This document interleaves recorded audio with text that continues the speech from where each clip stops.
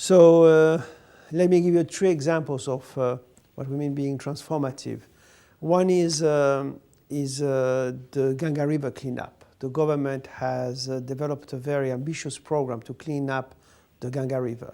Now, cleaning up the Ganga River is not an easy goal. The UK took about 20 years to clean the Thames.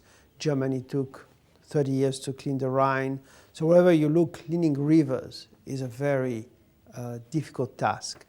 So the Ministry of the Environment, the Government of India have a plan to clean up the Ganges within the next 10, 15 years. And this is a very ambitious goal.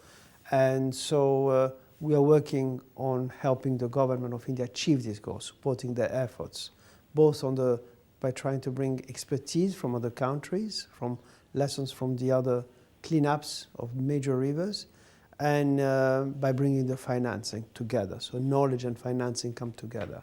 So that's a major initiative which has enormous repercussions because 400 million people live in the Ganges and its valleys.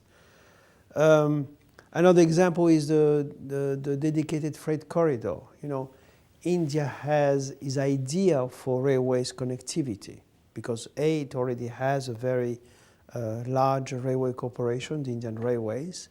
It has assets virtually over the country in terms of tracks and rolling stock and not least also the cadre to manage all this.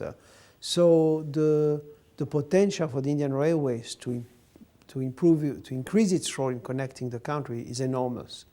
And so the dedicated freight corridor is one dimension of that, where we are working with the Indian Railways to have a separate company and a dedicated corridor, and which is something very new in terms of having a corporation working within the Indian railway system. This was tried before with the Comcor, which is a freight company, container transportation company, but the DFC takes it to a new level.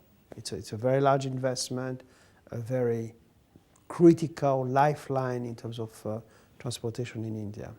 A third example is Bihar, where we have been invited by the government of India and the government of Bihar to help mitigate what has happened 2 years ago with the floods, the Kosi River.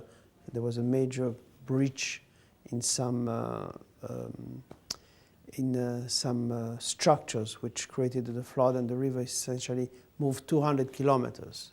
It's an extraordinary geophysical event, and which was very costly in terms of human lives and economic losses. So we are developing a program to work together with the government of Bihar to mitigate such events in the future, and also to correct some of the damage that has been caused.